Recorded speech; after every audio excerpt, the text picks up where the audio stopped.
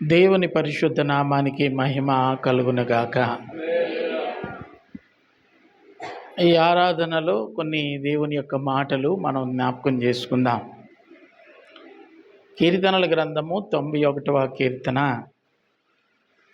9వ చరణం నేను చదువుతున్నాను, జాగ్రత్తగా వినండి. యెహోవా, నీవే నా ఆశ్రయమని నీవు మహోన్నతుడైన దేవుని నీకు నివాస స్థలముగా చేసుకొని ఉన్నావు. కాబట్టి నీకు అపాయమేమీ రాదు, ఏ తెగులును నీ గుడారము సమీపించదు. ఇది వ్రాయబడినటువంటి మాట. ఈ భక్తుడు చెబుతున్నటువంటి మాటను జాగ్రత్తగా అర్థం చేసుకుంటే, దేవుని యొక్క ఆత్మ చెబుతున్నటువంటి మాట. దేవుడు నీవే నాకు ఆశ్రయము అన్నాడట. దేవునితో అన్న మాట ఏంటండి?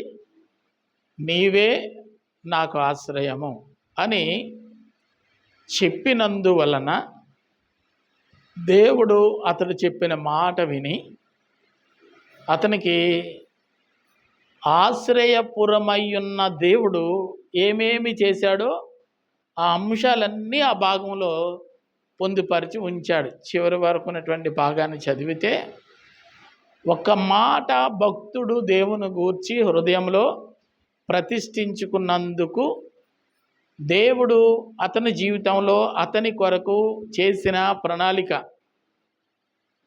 ఆ లాభాలు అని చెప్పుకుంటే ఎన్నట అంటే 12 లాభకరమైనటువంటి సంఘటనలు ఆ భాగంలో కనబడుతూ ఉంటాయి. 10వ చరణం, 11వ చరణం, 12వ చరణం, 13వ చరణం, 14, 15, చివరి చరణమైనటువంటి 16 వరకు చదివితే 16 లాభకరమైనటువంటి సూచనలు, సంగతులు భక్తుని కొరకు దేవుడు కేటాయించినట్లుగా మనం చూస్తూ ఉన్నాం.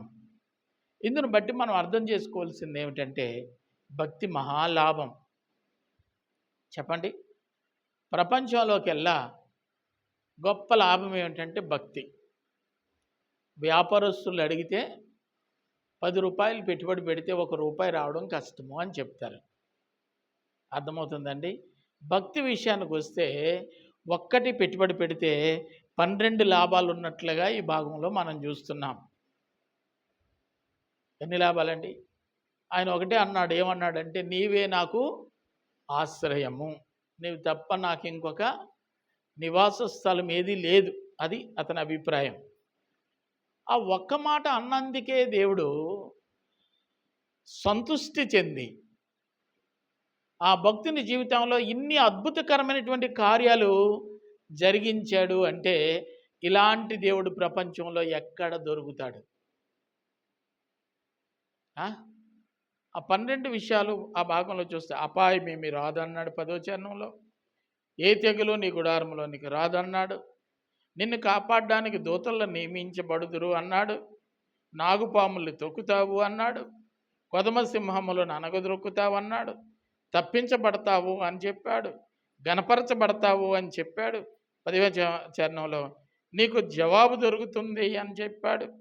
నువ్వు తోడై ఉంటాడు అని చెప్పాడు. గొప్ప చేస్తాడు అని చెప్పాడు. 16వ చరణంలో తృప్తిపరుస్తాను అని చెప్పాడు.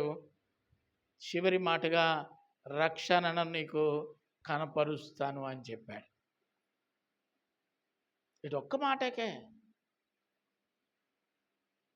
ఎంత గొప్ప దేవుడు అని మనం ఆలోచన చేస్తే, ఇంత లాభదాయకమైనటువంటి సహవాసం, సన్నిధి ఈ భూప్రపంచం మీద ఎక్కడైనా ఉందా అని ఆలోచన చేస్తే మచ్చుకైనా ఉంది అని నేనైతే చెప్పలేను. చాలా స్థలాల్లో ఇది చేస్తే అది చేస్తాను అని, దీనిని మొక్కుకుంటే దానిని దక్కిస్తాను అని ఒకటికి ఒకటి అన్నట్లుగా చూసాం. కానీ ఇక్కడ ఒకటికి 12 ప్రతిఫలాలు దేవుడు సిద్ధపరిచి ఉంచటం అనేది చూస్తూ ఉన్నాం. ఇది గొప్ప ప్రక్రియ. దీనిని బట్టి మనం అర్థం చేసుకోవాల్సింది ఏమిటంటే, మనస్సు పెట్టి నీవు ఆరాధన చేస్తే ఇంకా నీ జీవితంలో ఎన్ని ఫలాలు దేవుడు సిద్ధపరిచి ఉంచుతాడో మనం ఆలోచన చేస్తే అర్థమవుతూ ఉంటుంది. దేవుని ప్రతిష్ఠించుకున్నందుకు దేవుడిచ్చిన ఫలాలు, మరి దేవుని ఆరాధిస్తే మరి ఇంకెన్ని ఫలాలు మనం ఆలోచన చేస్తే అర్థమవుతూ ఉంటుంది. దేవుడు తన భక్తులను గురించి చెబుతాడు. ఆకాశమట ఆయన సింహాసనం అంట, భూమి ఏమో ఆయన పాదపీఠమట. మలాకి గ్రంథంలో చెప్పబడిన మాట ఏంటంటే, ఆకాశ వైశాల్యమందు గొప్ప ధననిధి ఉందట. ఎవరి కొరకట? ఆయన భక్తుల కొరకు గొప్ప ధననిధి ఉందట. అలాగనే కీర్తనల గ్రంథము 16వ కీర్తన 11వ కీర్తనలో చూస్తే ఆయన కుడి చేతిలో నిత్య సుఖాలు ఉన్నాయట. ఎవరి నిమిత్తం ఇవన్నీ అంటే ఆయన భక్తుల కొరకు. అంతేకాకుండా ఆయన భక్తుల యొక్క ఆపదల నుండి తప్పించడానికి ఆయన కునుకడు నిద్రపోడు అట. ఆయనకి ఏం కావాలండి? బైబిల్లో మనం చూస్తాం, రాజుల గ్రంథంలో సొలొమోను కాలంలో 2 స్త్రీలకు పెళ్ళిళ్ళు అయినాయి. 2 అత్తారింటికి వెళ్ళిపోయారు. వాళ్ళిద్దరికీ పిల్లలు కలిగారు. ప్రసవానికి అమ్మగారింటికి వచ్చి ఉంటారు. ఆ కారణం చేత 2 స్నేహితులు ఒకే గదిలో పడుకున్నారట. పురటాలకి పట్టి మంచం కాదు, నులక మంచం వేస్తారు. ఒక స్త్రీ తన బిడ్డను పక్కనేసుకొని పడుకుంది, మరొక స్త్రీ కూడా అదే విధంగా పడుకుంది. ఒక స్త్రీ తన బిడ్డ ఉన్నాడు అనేటువంటి విషయం ఆదమరిచి పడుకుంది, మరొక స్త్రీ తన బిడ్డ మీద చెయ్యేసుకుని పడుకుంది. నిద్దట్లో పిల్లోడు కిందకి జారి కాలారులోనికి వెళ్ళిపోతే కాలు వేసి తొక్కేసింది. ఆవిడికి తెలియరాలా. ఆ కారణంగా పిల్లోడు చచ్చిపోయాడు. తెలివచ్చి చూస్తే తన బిడ్డ చచ్చిపోయాడు. చచ్చిపోయినటువంటి బిడ్డను పట్టుకొని ఏడవలసిన కన్న ప్రేగు బంధం ఎంత కఠినమైపోయిందంటే, ఏదో ఒకటి చేయాలని చెప్పి తన స్నేహితురాలు ప్రక్కన ఉన్నటువంటి బిడ్డను తీసుకొని, చనిపోయినటువంటి బిడ్డను స్నేహితురాలు పక్కన వేసేసి బతుకున్న బిడ్డను తన దగ్గర వేసుకొని ఏమీ ఎరగనట్టుగా ఉదయం లేచి చూసేసరికి స్నేహితురాలు ప్రక్కనే ఉన్నటువంటి బిడ్డ చనిపోయి ఉన్నాడు. అయ్యో నా కొడుకు చనిపోయాడని ఏడ్చింది. సాధారణంగా ఎంత ఏడ్చినా చివరి చూపు అన్నట్లుగా ఒకసారి బాగా గమనిస్తూ ఉంటారు. సాధారణంగా డెలివరీ అయిన తర్వాత పిల్లోడిని చూడడానికి చాలామంది వెళ్తారు. చెవులు ఎలాగున్నాయి, ఎవరిని పోలినాయి, ముక్కు ఎలా ఉంది, ఎవరిని పోలింది, కాళ్ళు ఎలాగున్నాయి, ఎవరిని పోలినాయి, రంగు ఎలా ఉంది, ఎవరిని పోలేదు. చనిపోయినప్పుడు కూడా తనివి తీరా చూసుకున్నప్పుడు ఆవిడకి అర్థమైంది, ఈ బిడ్డ నా బిడ్డ కాదు అని. పక్కనే ఉన్న స్నేహితురాలి బిడ్డను చూసినప్పుడు ఆ బిడ్డే తన బిడ్డగా ఆమెకి అనిపించింది. వెంటనే చనిపోయినటువంటి బిడ్డ నా బిడ్డ కాదు, ఈ బిడ్డ నా ప్రక్కలోకి ఎలా వచ్చారో తెలియదు, నీ కౌగిట్లో ఉన్నటువంటి బిడ్డే నా బిడ్డ. అబ్బే నా బిడ్డ అంటది. ఈ తగు ఇక్కడ తెలియదు కాదు, రాజు దగ్గరికి వెళ్ళాల్సి వచ్చి రాజు దగ్గరికి వెళ్ళినప్పుడు అక్కడి నుంచి ఆ కథ ఏమైంది అనేది పక్కన పెడితే, కాపాడవలసినటువంటి తల్లి క్రూరంగా తన బిడ్డను తన కాళ్ళతో తొక్కి చంపేసింది. అంటే బిడ్డల పట్ల తల్లికి ఉన్నటువంటి ఉండవలసిన మమకారం ఎంత గొప్పదో అయినప్పటికీ నిర్లక్ష్యం అక్కడ కనబడుతోంది. కానీ సృష్టికర్త అనేటువంటి దేవుడు భూమి మీద నరులను చూసి, వారి యొక్క జీవన విధానాన్ని చూసి ఆయన నిత్యము మనుషులందరి కొరకు ఆలోచన కలిగి ఉన్నాడు. రక్షించాలని, పోషించాలని, ఉన్నతమైన స్థితిలోనికి తీసుకొని పోవాలని ఈ కీర్తనలో రాసున్నటువంటి ఈ 12 ఉన్నతమైనటువంటి దీవెనకరమైనటువంటి అంశములన్నీ తనను ఆశ్రయించిన, తన రూపమందు పుట్టిన మానవ జాతి యావత్తుకు ఇవ్వాలని ప్రభు అహర్నిశలు ఆశపడుతూ ఉన్నాడు. దేవునికే మహిమ కలుగునుగాక. హల్లెలూయా.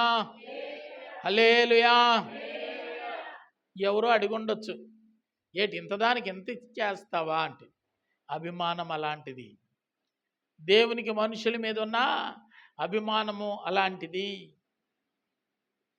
ఎంతైనా నువ్వు మానవుల్ని ప్రేమించటంలో చాలా స్వార్థం ఉంది నీకు అని పరలోకమందు దూతలు ఒకవేళ ప్రభువుని గనక ఒక నింద వేస్తే ఆయన చెప్పడానికి మరో 3 కారణాలు వెతికి దేవుడు చెబుతూ ఉన్నాడు.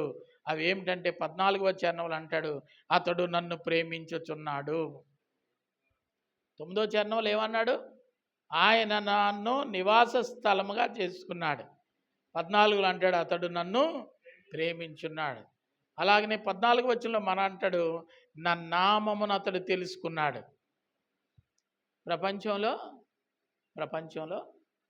ఉన్నటువంటి మానవులలో మనం కనుక్కుంటే, వెతికితే, అన్వేషిస్తే దేవుని పేరు తెలుసుకోవాలని ప్రయత్నం చేసినటువంటి జాబితా చాలా ఉంది. ఉదాహరణకి మోషే అంటాడు, నీ పేరేంటి అంటాడు. నా పేరు నీకెందుకు లేనాయనా, నేను ఉన్నవాడను అనువాడను అని చెప్పాడు. తర్వాత కాలంలో యాకోబు అడుగుతాడు, నీ పేరేంటి అంటాడు. నా పేరెందుకు నాయనా అని దేవుడు ఆయన పేరు చెప్పకుండానే యాకోబుతో సహవాసం ముగించాడు. ఇలా చాలామంది దేవుడు పేరు తెలుసుకోవాలని ఆశపడ్డారు.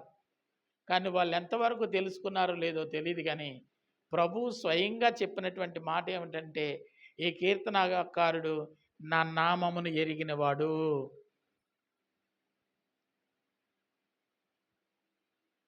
ఎవరికీ తెలియని రహస్యాన్ని తన భక్తులకు దేవుడు దాచకుండా చెప్పేవాడని దీనిని బట్టి మనం అర్థం చేసుకోవాలి. ఆయనను గుర్చినటువంటి చెప్పిన 3వ ఒక గొప్ప ఆనవాలు ఏంటంటే, అతడు నా నామమును ఎరిగినవాడు. 15వ చరణంలో కనబడుతుంది, అతడు నాకు ప్రార్థన చేసేవాడు. దేవునికి మహిమ కలుగునుగాక. ఇంతగా నేను ఆయన్ని ప్రేమించడానికి, ఇంతగా ఆయన జీవితంలో నేను ఆయనకి కావలసినవన్నీ ఇవ్వటానికి కారణము ఏమిటి అంటే, అతడు నాకు ప్రార్థన చేసే వ్యక్తి. దేవునికి ఒక బలహీనత ఉంది. బలహీనత అంటాము, మక్కువ అంటాము, ఇక్కడ కాదు. కానీ ఆయన నామంలో ప్రార్థన చేసేవారు అందరి జీవితాల్లో వారికి ఆశీర్వాదాన్ని అనుగ్రహించే దేవుడు. మోషే ప్రార్థన చేశాడు, అబ్రహాం ప్రార్థన చేశాడు, నోవాహు ప్రార్థన చేశాడు, హనోకు ప్రార్థన చేశాడు. ఇలా భక్తులు చరిత్రలో ఎంతోమంది దేవునికి ప్రార్థన చేశారు. ప్రార్థన చేశారు కనుక శ్రమల్లోంచి తప్పించబడ్డారు, కరువులో నుంచి తప్పించబడ్డారు, రోగాల నుంచి తప్పించబడ్డారు, ఒంటరితనం నుంచి తప్పించబడ్డారు.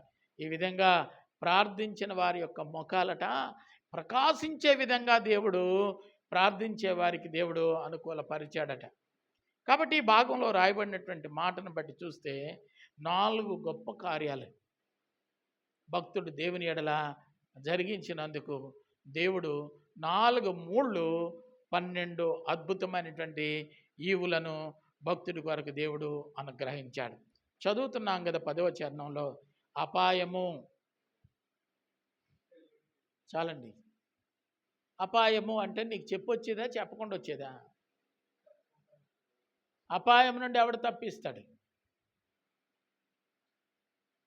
కానీ దేవుడు తప్పించడానికి సిద్ధంగా ఉన్నాడట. నీ కుడి ప్రక్కన 10,000 మంది కూలినా, ఎడం పక్కన 1,000 మంది కూలినా ఏ అపాయము నీ దరిదాపులోనికి రాదని చెప్పింది దేవుడు. ఆయన అపాయం రాకుండా దేవుని పిల్లలమైనటువంటి మనం మన జీవితంలో అంతకంటే కావాల్సిన అద్భుతమైన వాగ్దానం ఇంకొకటి ఏముందండి? ఆపదలు రాకుండా, అపాయం దరిదాపులోనికి రానియకుండా కాపాడగలిగినటువంటి వాడు దేవుడు. చూస్తున్నాము హాస్పిటల్స్లో, చూస్తున్నాము చాలా స్థలాల్లో అపాయముల చేత బాధించబడుతూ భవిష్యత్తును గురించినటువంటి నిరాశ లేక, అంటే ఆశ లేక, నిరాశతో జీవితాలు చాలించినటువంటి వారు ఎంతోమందిని మనం చూస్తూ ఉన్నాం. దేవుని యొక్క వాక్యం చెప్తుంది, అపాయము ఆయన బిడ్డల జీవితాల్లోనికి రానియకుండా కాపాడే దేవుడు. దేవునికి మహిమ కలుగునుగాక. యోన దేవుని సన్నిధిలో తప్పిదం చేశాడు. ఎత్తి సముద్రంలో పడేయండి, ఈ పాపానికి ప్రాయశ్చిత్తం అప్పుడు గాంధీ రాదు అన్నాడు. సముద్రంలో పడుతుండగానే పెద్ద తిమ్మింగలం వచ్చి మింగేసింది. ఒక్కసారి గుటకేస్తే మనడు అయిపోతాడు. చేప నోట్లో ఉన్నటువంటి మనిషి చేప ఒక్కసారి గుటకేస్తే ఏమవుతాడండి? అయిపోతాడు. కానీ గుక్క తిప్పకుండా ఈదుకుంటూ ఒడ్డుకొచ్చి ఏ అపాయము ఆయనకి సమీపించకుండా తీసుకెళ్ళి ఒడ్డున పడేసింది. దేవునికి మహిమ కలుగునుగాక. హల్లెలూయా. ఆయన తలంచుకుంటే అలాగనే చేస్తాడు. ఆయన నిన్ను తలంచుకోవాలంటే నీ జీవితంలో ఎప్పుడూ ఆయన్ని నువ్వు తలంచుకుంటూ ఉండాలి.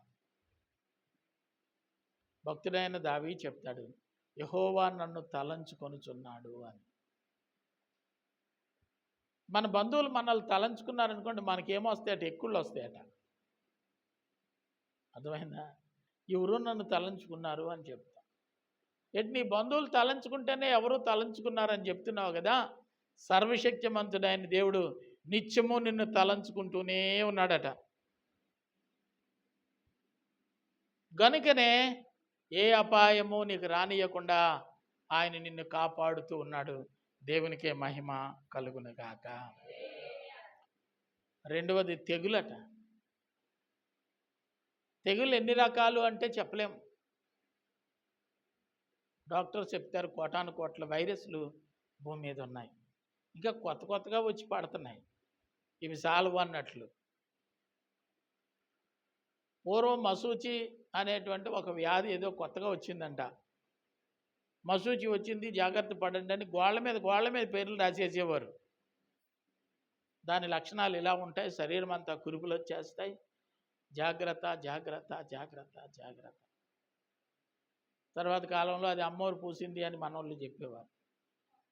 అందులో పెద్ద అమ్మోరట, చిన్న అమ్మోరట, ఇలా రకరకాలుగా చెబుతూ ఉండేవారు. ఇవి అప్పట్లో పెద్ద రోగాలు, అంతకంటే ప్రాణాంతకమైనటువంటి రోగం ఎన్నో భూమి మీద ఉన్నాయి. దేవుని యొక్క వాక్యం చెప్తుంది, ఇలాంటి తెగుళ్ళు భూమి మీదకి ఎన్ని వచ్చినా ఆయన బిడ్డగా నిన్నేమీ చెయ్యలేవు. నిన్నే కాదు, నీ ఇంటి వారిని కూడా ఏమీ చేయలేనంత భద్రత ఆయన భక్తుల జీవితాల్లో దేవుడు అనుగ్రహించగలిగినటువంటి వాడు. ఏ తెగులును నీ గుడారమును సమీపించలేదు. ఇంకా వ్రాయబడినటువంటి మాట 11వ చరణం చాలా ప్రాముఖ్యమైంది. నిన్ను కాపాడుటకు తన దూతలను నియమించిన దేవుడు. దేవునికి మహిమ కలుగునుగాక. ఇంకా అక్కడ వివరంగా రాస్తాడు, నీ పాదాలకు రాయి తగలకుండా వారు తమ చేతులతో ఎత్తి పట్టుకుంటారు. దేవునికి మహిమ కలుగునుగాక. కాపాడడం అంటే ఎలా కాపాడుతారో కూడా స్పష్టంగా తెలియజేశాడు. నీ పాదాలకి రాయి తగలకుండా వారు ఎత్తి పట్టుకుంటారట. ఎంత గొప్ప దేవుడో మనం ఆరాధించే దేవుడు. దేవునికే మహిమ కలుగునుగాక. హల్లెలూయా. పాదాలకి రాయిలు ఎందుకు తగులుతాయండి? అసలు నీ దారిలో రాళ్ళు ఎందుకు ఉంటాయి? నీ దారిలో, నువ్వు నడిచే దారిలో రాళ్ళు ఎందుకు ఉంటాయి? నిన్ను నడిపించేవాడు దేవుడైనప్పుడు, నీ మార్గము యెహోవాకు తెలిసినప్పుడు నువ్వు నడిచే మార్గాల్లో రాళ్ళు ఎందుకు ఉంటాయి? దుష్టుడు ఎప్పుడు కూడా భక్తులను చంపడానికి ఇంత రాళ్ళు పట్టుకొని తిరుగుతాడట. పాపాత్మురాలైనటువంటి ఒక స్త్రీ, శిష్యులు క్రీస్తు వారి భూమి మీద సంచరించినటువంటి కాలంలో ఈమె పాపం చేత పట్టుబడింది. ఈమెను రాళ్లతో కొట్టి చంపాలని ధర్మశాస్త్రం చెబుతుంది. కాబట్టి నువ్వేమంటావు ప్రభువా అని ప్రభువుని అడిగారు. మీలో పాపం లేనివాడు మొదట రాయి వేయండి. ధర్మశాస్త్రం చెప్పింది నిజమే, కానీ మీలో పాపము చేయనివాడు మొదట రాయి వేయండి అన్నాడు. తనను తాను పరిశీలనగా చూసుకుంటే అందరూ పాపాత్ములే. ఏం చేయాలి అనుకున్నారో ఏమో, ప్రతి ఒక్కడు వెనుకకు మళ్ళీ ఏం చేశారు తెలుసండి, రాళ్ళు పడేసిపోయారేమో. అవే రాళ్ళు క్రీస్తు సిలువను మోసుకొని వెళ్ళిపోతూ ఉన్నప్పుడు రాళ్ళు విసిరి క్రీస్తును, సిలువ మోస్తూ ఉన్నటువంటి క్రీస్తును గాయపరిచిన అనుభవాల్ని మనం చూస్తాం. దేవునికి మహిమ కలుగును గాక. ఈ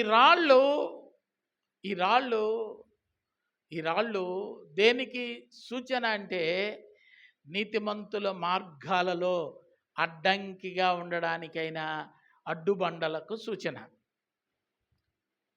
ఇక్కడ దేవుడే మార్గాన్ని సిద్ధపరిస్తే ఆ మార్గంలో నువ్వు సునాయాసంగా నడిచిపోకుండా దుష్టుడు ఏం చేస్తాడటండి, రాళ్ళు వేస్తాడట. మనం ఆరాధించే దేవుడు ఎలాంటివాడు తెలుసా?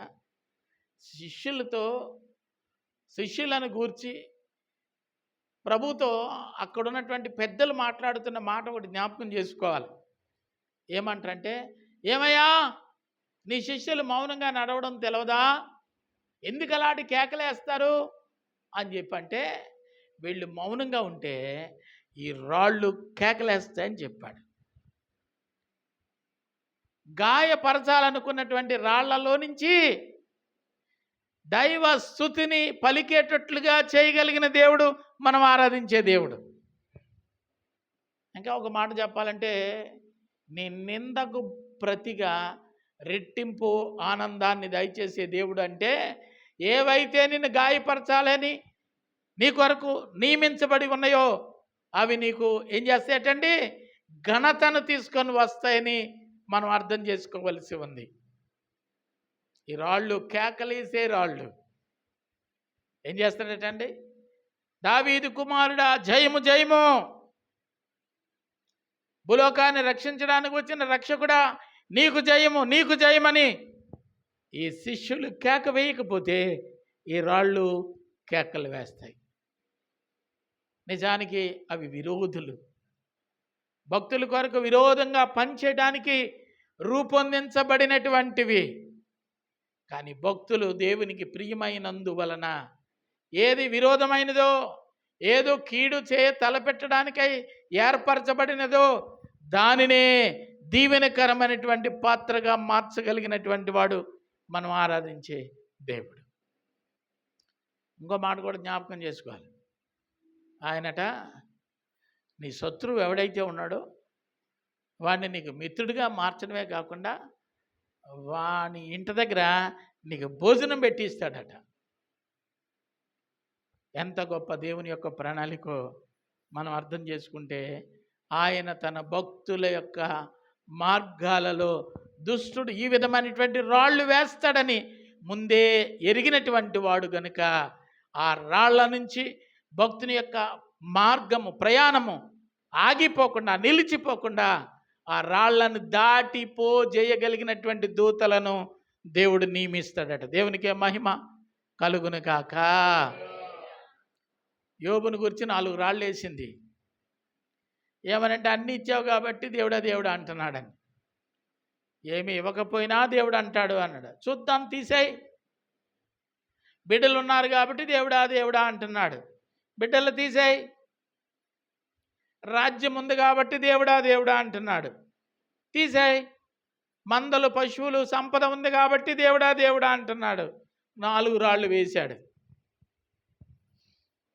ఏ ఒక్క రాయి కూడా యోబు మీద పని చేయలేదు.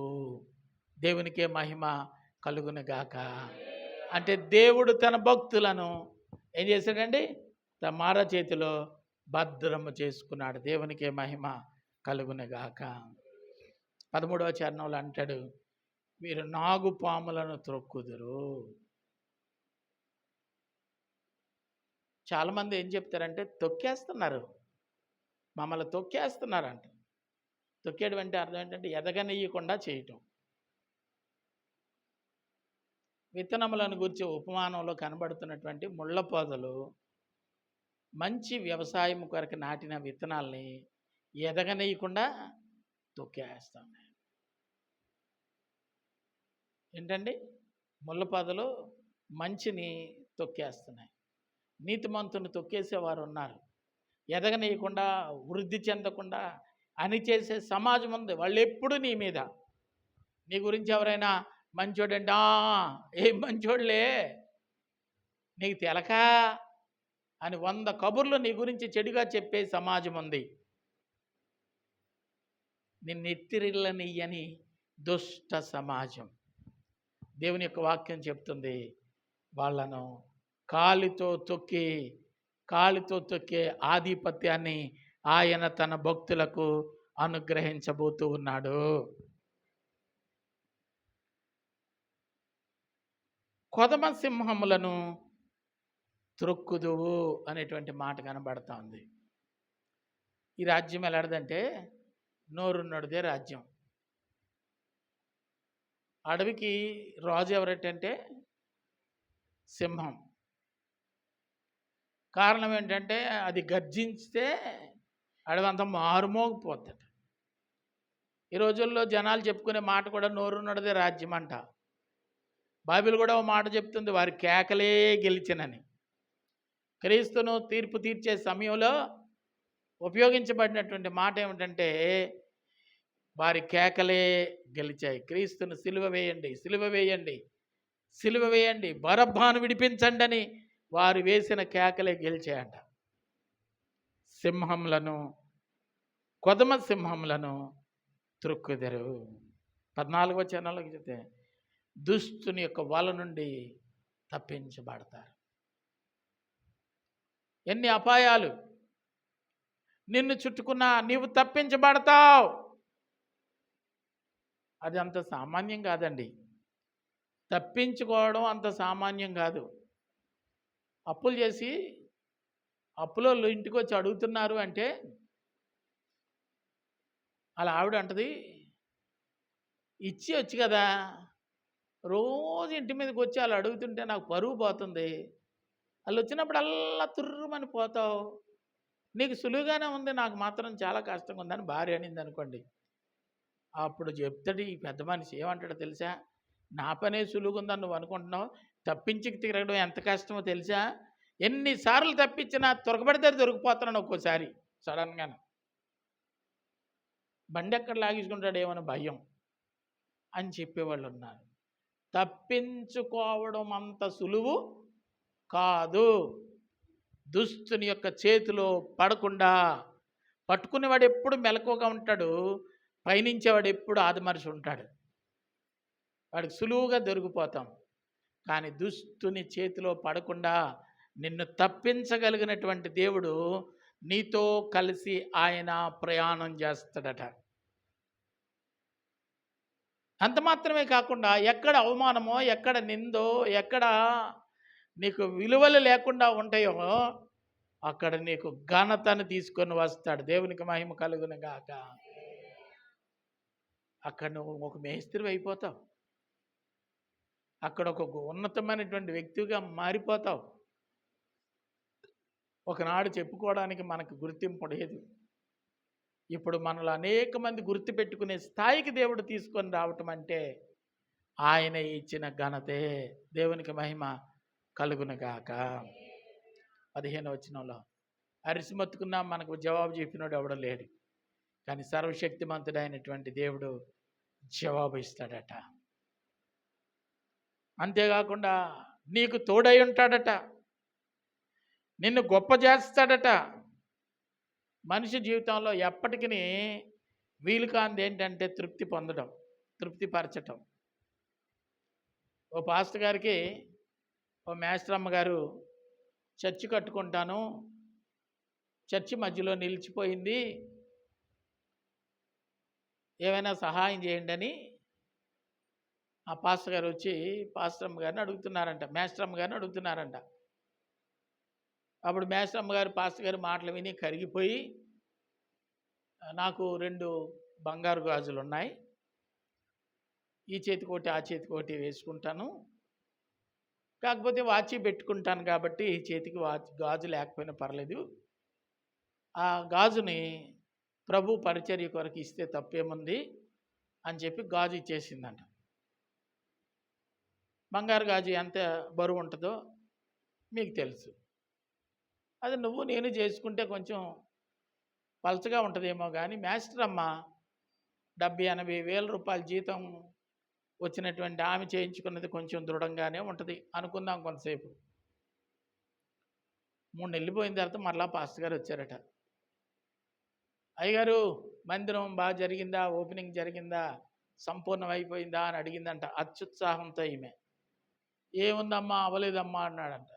ఏం పాస్టర్ గారు అంటే మధ్యలో ఆగిపోయింది, వర్క్కి డబ్బులు చాలేదని. మరి నా దగ్గరికి ఎందుకు వచ్చారంటే ఇంకో గాజు ఉంది కదమ్మా అన్నాడంట.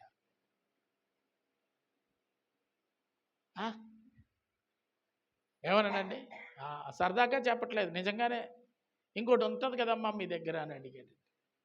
అప్పుడు ఆ మేస్ట్రమ్ గారు చెప్పారు, పాస్టర్ గారులు ఎంత దుర్మార్గులండి, అదే పోయింది కదా అని ఒక గాజు ఇస్తే ఇంకోటి ఉంటుంది కదా అని అడుగుతున్నాడు,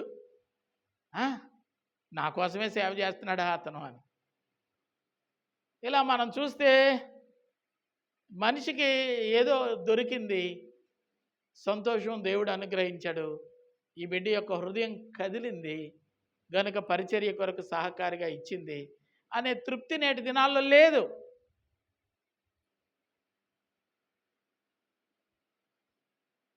కావలసినంత ధాన్యం కట్టకట్టుకో అని అన్నాడు అనుకోండి ఎవరికైనా, ఏమయ్యా మా నాన్న పొలాలకు వెళ్ళి నూర్చేటప్పుడు రైతు పొలం దగ్గరికి వెళ్ళి కబురు పెట్టేవారు, ఏమండి బ్రహ్మంగారు మీరు రండి, ఈవేళ కోతకు వస్తున్నాము, పువ్వులు ఎత్తుతున్నాము రండి అని. మా నాన్న ఏం బరువు మోస్తాడు చెప్పండి, రమ్మంటాం మా నాన్నని రమ్మంటే మా నాన్న వెళ్తే మాత్రం ఎన్ని గింజలకి ఎంత మోపు కట్టుకోగలడు. మా నాన్న ఎక్కడికైనా వెళ్తే వస్తే ఒక చేతిలో అరటిపళ్ళు పెడ తప్ప ఇంకొకటి ఏమీ మోసే పరిస్థితి కాదు. అందులో ఒక చెయ్యి బాగుండేది, మరొక చెయ్యి బాగా ఉండేది కాదు, ఆవిటితనం. ఇక ఈయన పిలిచేవారు వాళ్ళు, అర్థమవుతుందా.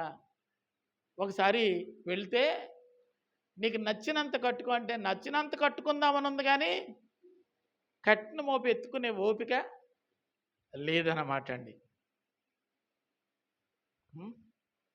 ఒకసారి వేసుకుంటున్నాడట, బాగా పండిన మూల అక్కడున్న గింజలు అయితే కొంచెం గట్టిగా ఉంటాయని మడంతా తిరిగి వేసుకుంటే ఓపులన్నీ కడతా ఉంటే మనిషిని మించిపోయి మోపు ఉందంట, కట్టేసుకున్నాడంట. అప్పుడు ఆ తోవను ఒక ఆయన వెళ్తూ ఉంటే ఆయన బ్రతిమలాడి బాబు ఇది కొంచెం అంటే అప్పుడు ఆ మోపు పట్టుకొని వచ్చేది. అప్పుడు ఇంటి దగ్గర మా అమ్మ అడిగింది అన్నమాట అండి, ఈ మోపు ఎవరెవరి దగ్గరది అని. అంటే 2 దగ్గర తెచ్చాడేమోనా, నచ్చినంత కట్టుకోమన్నాడు కానీ ఇంకా నేను మొయ్యలేక ఉండిపోయింది, కానీ ఇంకొక అంత కట్టేద్దామని అనిపించింది.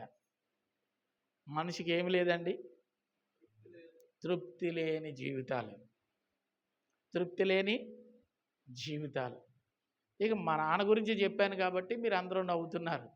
మీ ఒక్కరి చరిత్రలు కనుక విప్పడం మొదలు పెడితే ఎలాగుంటుందో తెలుసండి, భయంకరంగా ఉంటుంది అన్నమాట. మనిషికి స్వార్థం ఎక్కువ, మనిషిని తృప్తిపరచగలిగినటువంటి వాడు భూమి మీద ఎవడు లేడు.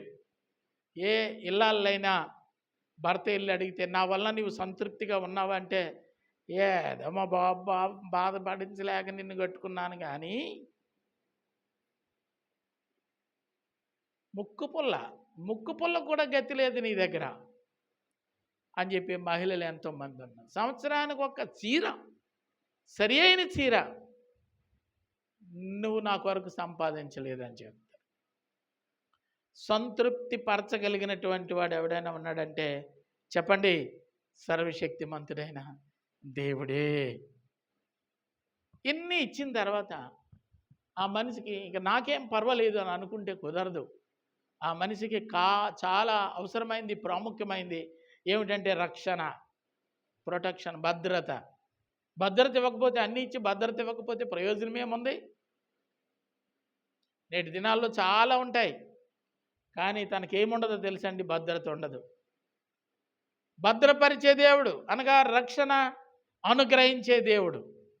మనల్ని రక్షించడానికి ఆయన పరలోకం నుంచి దిగి వచ్చిన దేవుడు. మనం గనులవని కాదు, గొప్పవారమని కాదు. లూకాసు వార్తలో రాయబడినటువంటి మాట, నశించిన దానిని వెదికి వెదికి రక్షించడానికి నా కోసం వచ్చినటువంటి నా నాథుడు, నేను ఆరాధించే దేవుడు. కాబట్టి దేవుని యొక్క బిడ్డలుగా మనం అర్థం చేసుకోవాలి. ఆయనను నువ్వు ఆశ్రయము పొందితే, నీవే నాకు ఆశ్రయమని నువ్వు ప్రాధేయపడగలిగితే, నీ జీవితంలో ఇదివరకు ఎప్పుడు ఎన్నడూ పొందని అద్భుతమైనటువంటి ప్రయోజనాలు ప్రభువు నీ కొరకు అనుగ్రహించిన వాడై ఉన్నాడు. అటువంటి దేవుని యొక్క కృప నీవు నేను మనందరం పొందుకునేటట్లు దేవుని సన్నిధిలో మనం చేయవలసింది ఏమిటంటే ప్రార్థన. ఆయన చెప్పాడు, ఏమని చెప్పాడండి? ప్రార్థన. అతను నాకు మొరపెట్టాడు, నా నామము నెరిగిన వాడు, నన్ను ప్రేమిస్తున్నవాడు, నీవే నాకు ఆశ్రయమని నా మీద ఆధారపడినటువంటి వాడు. ఆయనని నేను ఎలా కనికరించకుండా ఉండగలను? ఆయన పట్ల నేను ఎలా కృప చూపించకుండా ఉండగలను? ఆయనకు నా మహిమను కనబరచకుండా నేను ఎలా దాయగలను? కాబట్టి నా సమస్త ఆశీర్వాదాలు ఆయనకు నేను అనుగ్రహించేవాడనై ఉన్నానని 12 ఉన్నతమైనటువంటి ఈవులను భక్తుని కొరకు సిద్ధపరిచిన దేవునికి మోకరించి 2 చేతులెత్తి మనము కూడా ఆయన సన్నిధిలో, మనము కూడా ఆయన సన్నిధిలో, మనము కూడా ఆయన సన్నిధిలో, ఆయన ఎరిగిన అనుభవం, ఆయనను ఆశ్రయపురముగా చేసుకున్న అనుభవం, ఆయన బహుగా ప్రేమించే అనుభవం, ఆయన నామమును ఎరిగిన అనుభవం దేవుని సన్నిధిలో నువ్వు కలిగి ఉండగలిగితే, ప్రార్థించగలిగితే, అటువంటి కృప సమృద్ధిగా దేవుడు నీకు అనుగ్రహించును గాక. ఆమేన్.